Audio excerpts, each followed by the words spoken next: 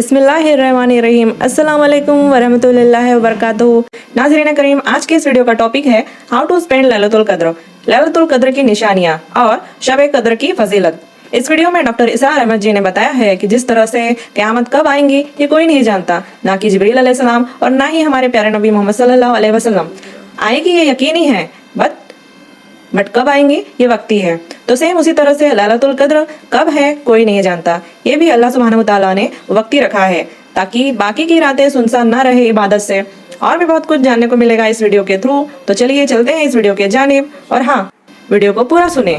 इन्ना अंज़लनाहु फी लैलतिल क़द्र। या नोट कीजिए, कुरान हकीम में अल्लाह ताला ने अपनी जात के लिए कहीं तो वाहिद का सीगा इस्तेमाल किया, इन्ननी अना अल्लाहु ला इलाहा इल्ला अना फअबुदनी वाक़िमिस सलाता लिज़िक्री।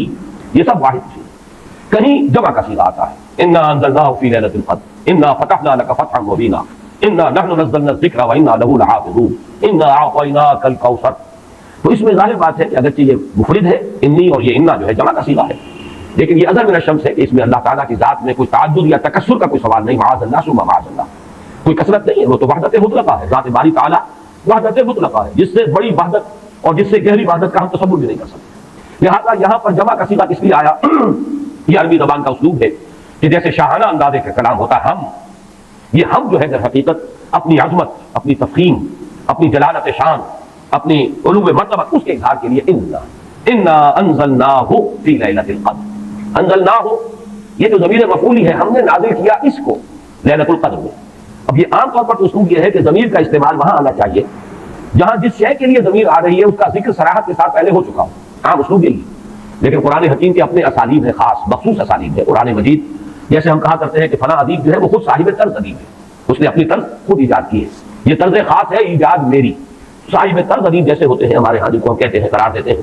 कुरान मजीद के अपने असालीब है, अपना तर्ज बयान है, और उसमें यह है कि जो शय बिल्कुल अज़हर मिन अश-शम्स हो उसके लिए पहले से तस्करा होना जरूरी नहीं है। उसके लिए ज़मीर ले आएंगे बगैर इसके कि पहले से सराहत के साथ उसके लिए कोई जिक्र मौजूद हो। उसमें दर हकीकत इशारा यह होता है, ये बिल्कुल सामने की बात है, इससे जिक्र की जरूरत ही नहीं, ये तो जानी पहचानी बात है, ये तो बिल्कुल मशहूर और मारूफ हकीकत है। इसी की दो मिसालें हैं। मसलन ये कि साबिक़ा सूरत जो है सूरतुल अलक़, उसमें कहीं अबू जहल का नाम नहीं आया, लेकिन जाहिर बात है कि जब वो आयात नाज़िल हुई है और जब मोहम्मद रसूलुल्लाह सल्लल्लाहु अलैहि वसल्लम ने उनको पढ़कर सुनाया होगा, तो शायद ही कोई शख्स मक्के वाला के जो ना पहचान सका हो कि किसका जिक्र है। अरायत अल्लज़ी यन्हा अब्दन इज़ा सल्ला, अरायत इन काना अलल हुदा औ अमरा बित्तक़वा, अरायत इन कज़्ज़ब व तवल्ला, अलम यअलम बिअन्नल्लाह यरा। जाहिर बात है अज़हर मिन अश-शम्स से तो नाम देने की जरूरत नहीं। इसी तरीके से मसलन उस्लूब जो है बहुत नुमायां होकर आया सूरह वाक़िया के आखिरी रुकू में, कल्ला इज़ा बलगतिल हुल्क़ूम फलौला इज़ा बलगतिल हुल्क़ूम। तो क्यों नहीं ऐसा होता कि जब वो पहुंच जाती है हलक तक, हुल्क़ूम तक, क्या पहुंच जाती है। अब यहाँ पे अज़हर मिन अश-शम्स से मुराद है आलम नज़ा में, जबकि जान आकर हसली में फंस जाती है। यहाँ घुंघरू बोलता है असल में, हत्ता इज़ा बलगतिल हुल्क़ूम, ये आखिरी वक्त जो है मालूम होता है कि यहाँ कोई आवाज आ रही है और जान यहाँ आकर फंस गई, लेकिन यहाँ जान का या नफ्स का कहीं नहीं आया। फलौला इज़ा बलगतिल हुल्क़ूम व अंतुम हीनइज़िन तंज़ुरून व नहनु अक़रबु इलैहि मिनकुम वलाकिन ला तुबसिरून फलौला इन कुंतुम गैर मदीनीन तर्जिऊनहा इन कुंतुम सादिक़ीन। अब यहाँ पर भी लफ्ज़ कोई जिक्र नहीं है कि किस शय के लिए ये लफ्ज़ इस्तेमाल हो रहा है, लेकिन उसके मशहूर और मारूफ और अज़हर मिन अश-शम्स होने के एतबार से वो जो आम कायदा है उसके खिलाफ यहाँ पर बगैर उसकी सराहत के तज़किरे के ज़मीर का इस्तेमाल हो गया। इन्ना अंज़लनाहु फी लैलतिल क़द्र। इसमें एक बात और नोट कीजिए कि दर हकीकत किसी शय का इस तरह तज़किरा न करना ये खुद उसकी अज़मत की दलील है। गोया कि यहाँ पर न सिर्फ ये कि कुरान के लिए इस हो के ज़मीर जो है इसकी इन्ना अंज़लनाहु, ये कुरान के अपने मखसूस उस्लूब के मुताबिक आई है, बल्कि इसमें कुरान की अज़मत की तरफ इशारा है। इसलिए कि जो साहिब अज़मत हस्ती हो उसका नाम नहीं लिया जाता, बल्कि उसकी तरफ आ जनाब, आ हुजूर, ये अल्फाज जो है ये इसीलिए इख्तियार किए गए हैं और ईजाद किए गए हैं कि अज़ीम हस्ती, साहिब मर्तबा कोई शख्सियत है, उसका नाम नहीं लिया जाता, उसकी तरफ इशारे किए जाते हैं। इन्ना अंज़लनाहु, हमने उसे नाज़िल करवाया। मालूम ये हुआ कि इसमें अज़मत कुरान की तरफ भी एक इशारा किया जा रहा है। फिर इसमें अज़मत कुरान जो है उसके दो और उस्लूब हैं जो उसमें सामने आए। इन्ना अंज़लनाहु फी लैलतिल क़द्र, हमने खुद नाज़िल किया इसको।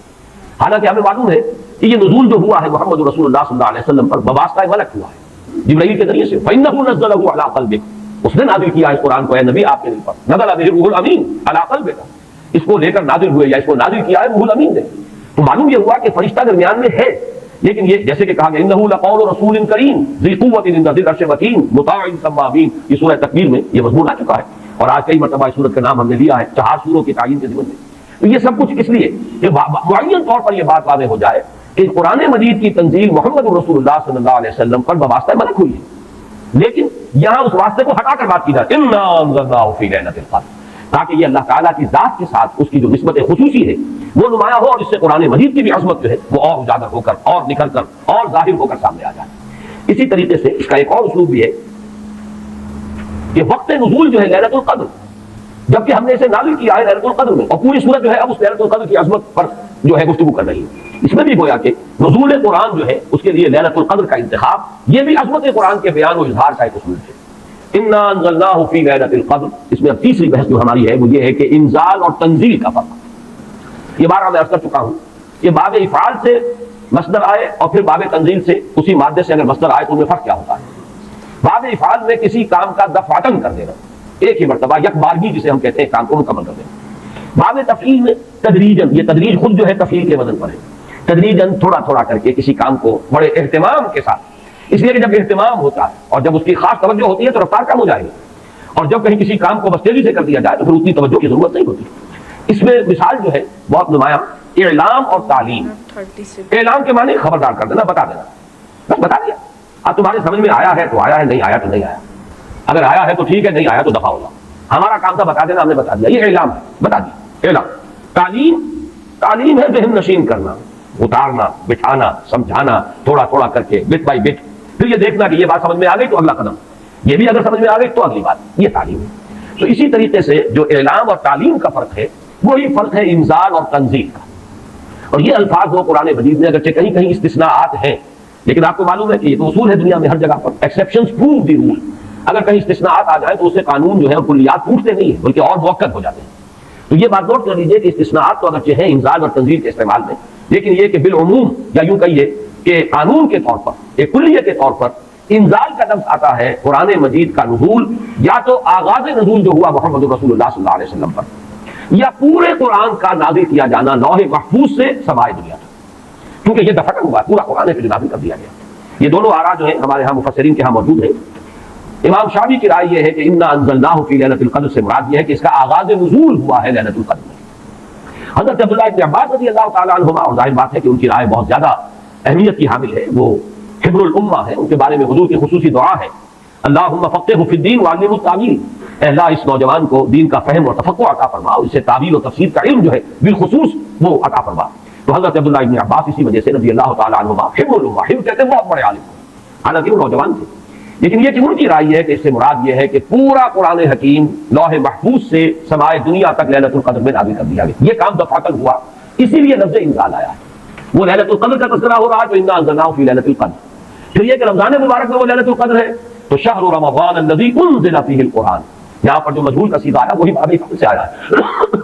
لیکن حضور پر جو قرآن کا نزول ہوا ہے تو سب کو معلوم ہے کہ 22 برس میں اس کی تکمیل ہوئی ہے، تھوڑا تھوڑا کر کے نازل ہوا ہے۔ پہلی آیتیں 5 نازل ہوئی جو ہم پڑھ چکے ہیں پچھلے درس میں، اس کے بعد 7 آیتیں نازل ہوئی سورہ نون کی، اس کے بعد 7 آیتیں نازل ہوئی سورہ مزمل کی، اس کے بعد 7 آیتیں نازل ہوئی سورہ مدثر کی، اس کے بعد 7 آیتوں پر مشتمل نازل ہوئی سورہ فاتحہ، اس کے بعد 5 آیتیں پر مشتمل سورت نازل ہوئی سورۃ اللہب۔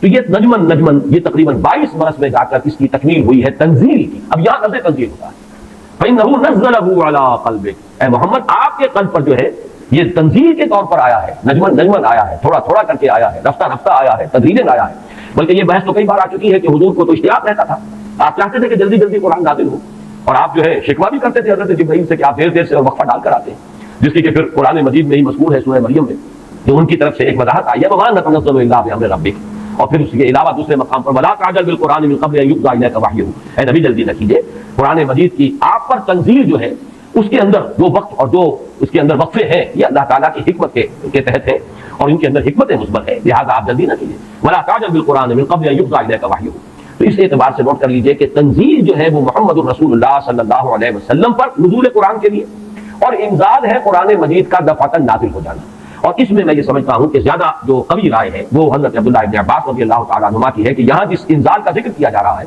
وہ لوح محفوظ، اور یہاں ذرا گن لیجیے قرآن مجید میں لوح محفوظ کے لیے 2 الفاظ اور بھی آئے ہیں، انہ فی ام الکتاب لدینا لعلی حکیم، یہ ام الکتاب میں ہے، وہ ہے اصل جڑ، وہ ہے اصل کتاب۔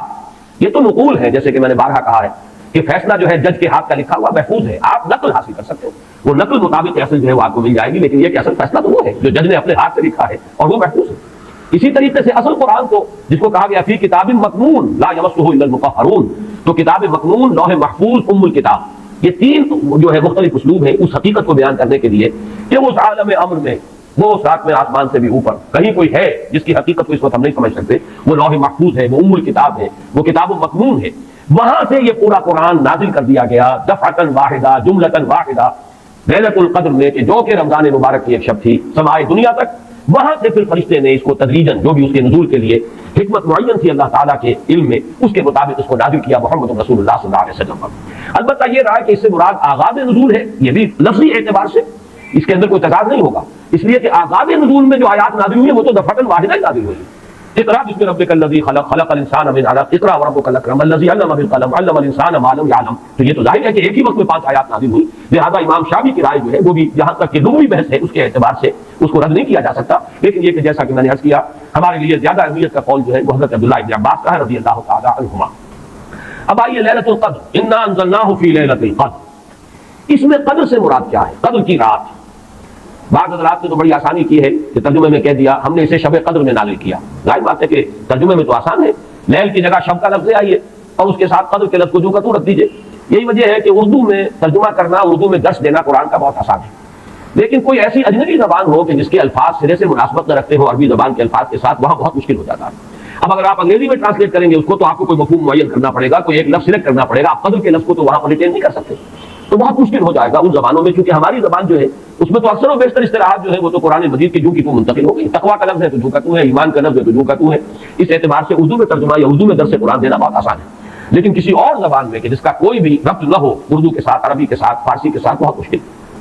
اس قدر سے مراد کیا ہے؟ اس کے ضمن میں 3 آراء ہیں کہ جو ملتی ہیں، 2 بہت مشہور ہیں، تیسری ذرا ایک شاذ رائے ہے، لیکن یہ کہ بہرحال وہ بھی میں چاہتا ہوں کہ آپ کے علم میں آ جائے۔ قدر سے مراد ایک تو یہ ہے کہ یہ تقدیر الامور، یہ رات وہ ہے کہ جس میں 1 سال کے لیے مقادیر اور تقدیروں کا تعین ہو جاتا ہے۔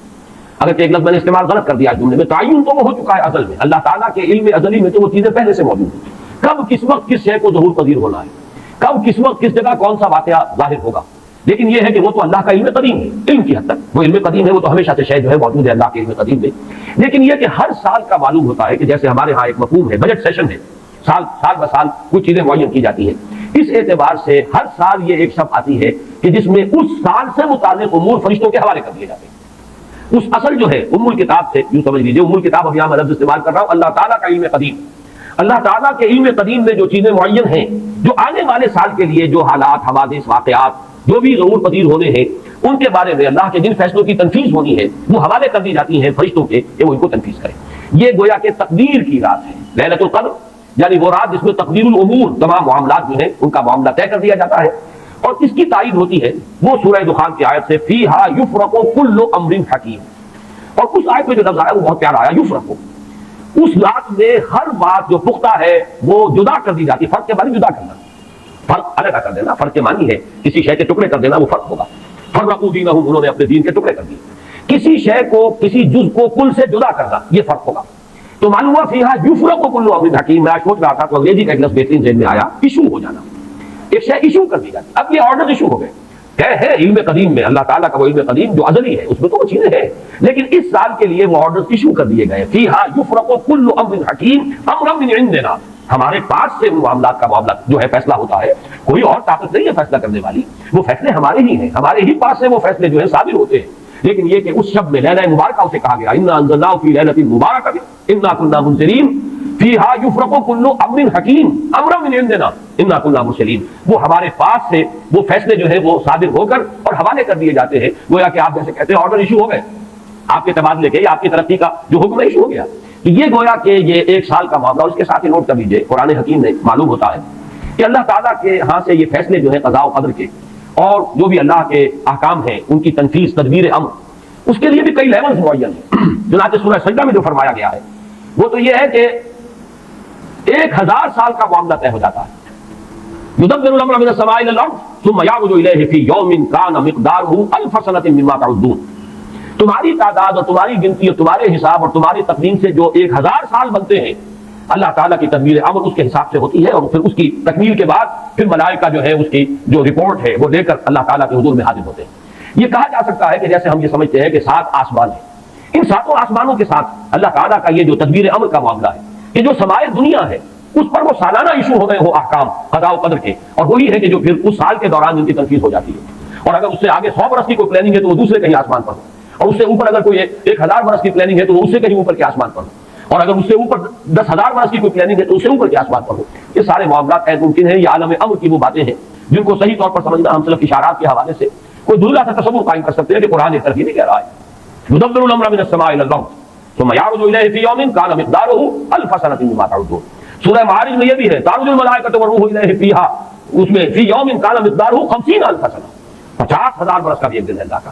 تو ہو سکتا ہے کہ ان تمام مختلف درجہ بدرجہ جو تدبیر امر کے فیصلے اللہ کی طرف سے حکمت الہی اور علم الہی سے جن چیزوں کا کہ ایشو ہو رہا ہو، جس کے کہ احکام صادر ہو رہے ہو، وہ بھی درجہ بدرجہ ہو، اور یہ جو ہے سمائے دنیا پر یہ ایک سالانہ جو ہے نظم اس کا قائم ہو، اور اس کے حوالے سے فرشتوں کو جو اس دنیا کے فرشتے ہیں جو یہاں پر تنفیذ امر کی جو خدمت ہے اس پر معمول ہیں ان کے حوالے کر دیے جاتے ہیں۔ تو ایک رائے تو میں نے عرض کی کہ قدر سے مراد تقدیر، کہ یہ رات جو ہے تقدیر الامور کی رات ہے، تمام جو امور ہیں ان کے مقادیر، ان کی تعین، ان کے بارے میں اللہ تعالیٰ کے احکام جو ہے ان کا ایشو ہو جانا۔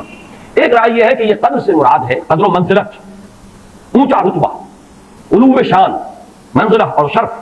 اب کس کی تائید ہوتی ہے؟ معلوم ایسا ہوتا ہے کہ یہ دونوں باتیں تو بیک وقت جو ہے مراد ہیں، اسی لیے میں نے کہا یہ دونوں اقوال بہت مشہور بھی ہیں، اور میرے نزدیک یہ دونوں ہی اس میں یہ ذو معنیین لفظ کے طور پر یہاں استعمال ہوا، یہ دونوں ہی مراد ہیں۔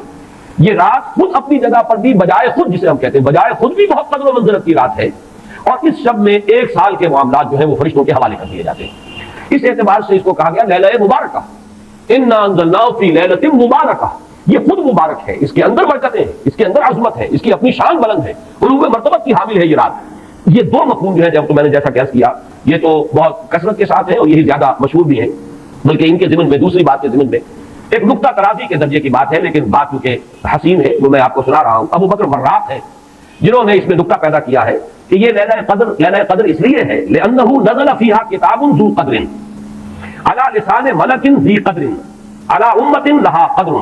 یہ تین انہوں نے قدر جمع کیے ہیں کہ اس لیے اس کو لیلۃ القدر کہا گیا کہ ایک طرف تو یہ کہ اس میں وہ کتاب نازل ہوئی جو بڑی قدر و منزلت والی کتاب ہے، ثانیاً وہ اس فرشتے کی زبانی نازل ہوئی کہ جو بہت قدر و منزلت کا ذی قوت عند ذی العرش مکین مطاع ثم امین، پھر اس امت کے لیے اس کی تنزیل ہو رہی ہے جس کی بڑی قدر و منزلت ہے اللہ کے ہاں۔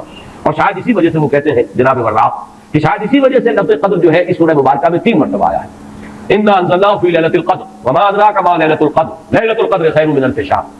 لیکن جیسا کہ میں نے عرض کیا یہ بس ایک نقطے کے حد تک ہے، ایک دلچسپ نقطہ ہے، میں نے اس کا تذکرہ کر دیا ہے۔ ایک تیسرا مفہوم جو شاذ ہے جو لیا گیا قدر سے، کہ قدر کا ایک مفہوم ہے تنگی کا بھی، جیسے کہ سورۃ الفجر میں ہم پڑھ چکے ہیں فاما الانسان اذا ما ابتلاه ربه فاکرمه ونعمه فیقول ربی اکرمن واما اذا ما ابتلاه فقدر علیہ رزقه فیقول ربی اہانن۔ انسان کا معاملہ عجیب ہے کہ جب اس کا رب اس کا امتحان لیتا ہے، اسے آزماتا ہے، نعمتیں دے کر، عزت دے کر، تو کہتا میرے رب نے مجھے عزت دے دی، اور جب اس کا رب اس کو آزماتا ہے اس پر رزق کو تنگ کر کے، تو وہ کہتا میرے رب نے مجھے ذلیل کر دیا۔ تو یہاں پر جو تنگی کا مفہوم ہے قدر میں، تو ایک مفہوم یہ لیا گیا ہے کہ یہ لیلۃ القدر لیلۃ الضیق ہے، اور یہ اس لیے کہ اس زمین پر اتنی کثرت سے اتنی کثیر تعداد میں فرشتے نازل ہوتے ہیں کہ تنگی پیدا ہو جاتی ہے۔ اب ظاہر بات ہے کہ یہ اس عالم ارواح کے ساتھ مناسبت رکھنے والے لوگ جن کی اپنی روحیں جو ہیں وہ اس درجے لطیف ہوں کہ کچھ مناسبت ان کو پیدا ہو گئی ہو، صرف ان کا ایک ادراک ہو سکتا ہے، باقی یہ کہ جہاں تک لفظ کا تعلق ہے اس میں اس کی گنجائش موجود ہے۔ تو لیلۃ القدر کے 3 مفہوم ہوئے، جن میں سے 2 جو ہے پہلے وہ تو باہم جمع بھی ہو سکتے ہیں، ذو معنیین لفظ کی حیثیت سے اس کا استعمال ہو سکتا ہے، اس میں تمام مقادیر اور تمام تقدیروں کا گویا کہ اللہ تعالیٰ کی طرف سے صدور ہو جاتا ہے، ایشو ہو جاتے ہیں تمام احکام آئندہ سال کے لیے۔ دوسرے یہ کہ یہ خود اپنی جگہ پر بڑی مبارک اور بڑی قدر و منزلت والی رات ہے۔ تیسری بات وہ ہے جو میں نے عرض کیا، ایک شاذ کی رائے ہے کہ اس میں فرشتوں کا نزول اس کثرت سے ہوتا ہے کہ زمین کے اندر اس کی وجہ سے جب جگہ کی تنگی ہو جاتی ہے، واللہ اعلم۔ اب اس کے بعد فرمایا وما ادراک ما لیلۃ القدر، یہ ما ادراک اور ما یدریک، اس کے بارے میں بعض حضرات کی ایک رائے ہے جو شاید اس سے پہلے اتنی وضاحت سے میں نے کبھی بیان نہ کی ہو، آج اس کو نوٹ کر لیجیے۔ عموماً تو مفسرین دونوں کا مفہوم ایک ہی لیتے ہیں، یعنی آپ کو کیا معلوم، آپ کو کس نے بتایا، گویا کہ نفی ہے کہ آپ کا اندازہ نہیں ہو سکتا کہ وہ کیا شے ہے، وہ لیلۃ القدر کی عظمت کیا ہے۔ لیکن بعض حضرات نے یہ فرق کیا ہے کہ جب یہ فعل ماضی میں آتا ہے وما ادراک، اس میں مراد یہ کہ آپ کو خوب معلوم ہے، کیا ہی معلوم ہے آپ کو کہ اس کی قدر و قیمت کیا ہے، یعنی اس میں گویا کہ نبی اکرم صلی اللہ علیہ وسلم کے لیے نفی نہیں بلکہ اس بات، القاریہ وما ادراک ما القاریہ، القاریہ ما القاریہ وما ادراک ما القاریہ، گویا کہ اس بات ہوتا ہے کہ آپ کو خوب معلوم ہے کہ قاریہ کیا ہے۔ لیکن یہ کہ جہاں ما یدریک آتا ہے وما یدریک لعلہ یزکا اور یذکر فتنفعہ الذکریٰ، جہاں فعل مضارع آئے گا وہاں در حقیقت وہ مفہوم ہوگا کہ یہ بات حضور صلی اللہ علیہ وسلم کے علم میں نہیں ہے، آپ کو کیا معلوم، ہو سکتا ہے کہ وہ نصیحت اخذ کرتا، اس کو تزکیہ حاصل کر لیتا، تو اس کے اندر تو نفی ہو سکتی ہے کہ اس وقت آپ کے علم میں وہ بات نہیں. لیکن یہ بھی ایک تو یہ کہ ایک علمی نکتہ ہے اور اس میں ذرا باریک قسم کی نحوی بحث ہے. میں خود اپنا مقام یہ نہیں سمجھتا کہ اس قسم کی باریک نحوی بحثوں میں کوئی حتمی رائے قائم کروں. دوسرے یہ کہ اس سے ہماری حد تک کوئی فرق واقع نہیں ہوتا. فرق اگر واقع ہوتا ہے تو محمد رسول اللہ صلی اللہ علیہ وسلم کے بارے میں واقع ہوتا ہے کہ اگر وما ادراک آیا ہے تو گویا کہ اس بات ہے کہ حضور کے علم میں وہ بات ہے، اور وما یدریکا ہے تو گویا کہ اس میں نفی ہے کہ وہ بات حضور کے علم میں نہیں ہے. لیکن ہمارے لیے تو دونوں حالتوں میں نفی ہی نفی ہے. ہمیں کیا معلوم قاریات کی اصل حقیقت ہمیں کیا اندازہ ہو سکتا ہے، لیلۃ القدر کی اصل عظمت کا ہمیں کیا اندازہ ہو سکتا ہے، قرآن کی عظمت و فضیلت کا ہمیں کیا اندازہ ہو سکتا ہے. ہمارے اعتبار سے وہ بحث جو ہے وہ محض اکیڈمک اور ایک علمی بحث بن کر رہ جاتی ہے، اس کا کوئی فرق واقع نہیں ہوتا. اب اس کے بعد سوال پیدا ہوتا ہے کہ یہ رات جو ہے مخفی کیوں رکھی گئی؟ تعین کے ساتھ کچھ معلوم نہیں یہ رات کون سی رات ہے. کون سی رات ہے اس کا جواب تو میں بعد میں دوں گا کہ اس میں جو آراء ہیں مختلف، لیکن یہ کہ اس کو کیوں مخفی رکھا گیا اس پر کچھ پیاری باتیں ہیں جو مفسرین نے کہی ہیں. پہلی بات تو یہ کہ جتنی عظیم چیزیں ہیں ان سب کو مخفی رکھا گیا. قیامت کب آئے گی؟ مخفی آئے گی، یہ یقینی ہے. کب آئے گی؟ یہ تو امور میں سے ہے کہ جس کا علم نبی اکرم صلی اللہ علیہ وسلم کو بھی نہیں دیا گیا، جبرائیل کو بھی نہیں دیا گیا. چنانچہ حدیث جبرائیل میں واضح طور پر الفاظ موجود ہیں وَمَا الْمَسْئُولُ عَنْهَا بِأَعْلَمَ مِنَ السَّائِلِ. کچھ معلوم نہیں، نہ سائل کو معلوم نہ مسئول کو معلوم قیامت کب آئے گی. اب یہ عظیم حقیقت مخفی رکھا گیا، اس کا خاص طور پر ذکر کیا گیا سورہ طٰہٰ میں اَكَادُ أُخْفِيهَا لِتُجْزَىٰ كُلُّ نَفْسٍ بِمَا تَسْعَىٰ. اگر تعین کر دیا جاتا تو جو قریب کے زمانے کے لوگ ہوتے وہ تو خوب پھر محنت کرتے آخرت کے لیے، اور ذرا فاصلے والے ہوتے وہ ذرا تصاویر کرتے اس کے بارے میں. اس کو رکھا گیا تلوار لٹکی ہوئی ہے، کسی بھی وقت گر سکتی ہے. یہ جیسے گلوٹین کبھی اگر آپ نے دیکھا ہو جس طریقے سے اس کا چھرا گرتا ہے کسی بھی وقت گر سکتی ہے. لہٰذا ہر وقت چوکس رہو چوکس رہو. جیسے کہ صحابہ کرام کی شان معلوم ہوتی ہے بعض روایات سے کہ ذرا تیز ہوا چلتی تھی تو وہ سمجھتے تھے قیامت آ گئی. اس درجے استحضار تھا اعصاب کے اوپر، اس کا اتنا اثر تھا کہ ذرا تیز دھکر چلا اور انہوں نے سمجھا قیامت آ گئی. تو اس طریقے سے قیامت کو وقفی رکھا گیا. اکاد اخفیہا لتجزیٰ کل نفس بما تسعیٰ. نہ آج سے 100 برس پہلے والوں کو معلوم تھا کہ قیامت کب آئے گی، نہ آج والوں کو معلوم ہے. نہ اگر ابھی دنیا کی عمر ہے ابھی 100 برس اور تو قیامت سے ایک دن پہلے بھی شاید یقینی طور پر معلوم نہ ہو سکے کہ کل قیامت آ رہی ہے. تاکہ ہر وقت جو ہے امتحان اتنا ہی شدید رہے، اتنا ہی کڑا امتحان رہے ہر ایک کے لیے. لتجزیٰ کل نفس بما تسعیٰ، تاکہ ہر ذی نفس کو بدلہ ملے اس کی سعی کے مطابق. اسی طریقے سے موت کا وقت معلوم نہیں. وما تدری نفس بأی ارض تموت. کہاں موت آئے گی کچھ معلوم نہیں، کہاں موت آئے گی کب موت آئے گی کچھ معلوم نہیں. اسی طرح نوٹ کیجئے صلاۃ وسطیٰ، حافظوا علی الصلوات والصلاۃ الوسطیٰ معین نہیں. اس کے لیے آراء اگرچہ ہے، اکثر آراء جمع ہو گئی ہے صلاۃ العصر کے بارے میں، لیکن تعین سے حتمی طور پر نہیں کہہ سکتے. یہ رائے بھی ہے کہ کوئی بھی معین نہیں، تمام نمازیں جو ہے وہ صلاۃ وسطیٰ کی حکم میں بہترین نماز. کوشش کرو کہ پوری محافظت کرو صرف نماز کی نہیں، بہترین نماز. ہر نماز تمہاری بہترین نماز ہونی چاہیے. ہر روز روز عید ہو، ہر شب شب برات. اگر اللہ کا تعالیٰ کے ساتھ کوئی قلبی ربط ہے تو ہر دن جو گزر رہا ہے وہ روز عید ہے، اور ہر شب جو گزر رہی ہے وہ شب برات ہے. لیکن اگر وہ کہ انسان کو غفلت ان کے قلب پر طاری ہے تو وہ عید کا دن بھی اس کے لیے ایک عام دن ہے، اور شب برات بھی اس کے لیے ویسی ہی ایک رات ہے جیسی کہ ہر روز آتی ہے اور چلی جاتی ہے. اس اعتبار سے اس کو بھی خاص جو ہے معین نہیں کیا گیا صلاۃ وسطیٰ کون سی. اسی طرح بعض روایات میں جو آتا ہے اس میں اعظم اللہ کا ایک نام ایسا ہے کہ اس کے واسطے سے اللہ سے جو بات مانگی جائے وہ رد نہیں، لیکن وہ کون سا نہیں بتایا گیا. اقوال ہیں، اندازے ہیں. حی القیوم پر زیادہ، حی القیوم پر زیادہ لوگوں کا جو ہے وہ اجماع ہوا ہے، لیکن یہ کہ یقین سے نہیں کہہ سکتے.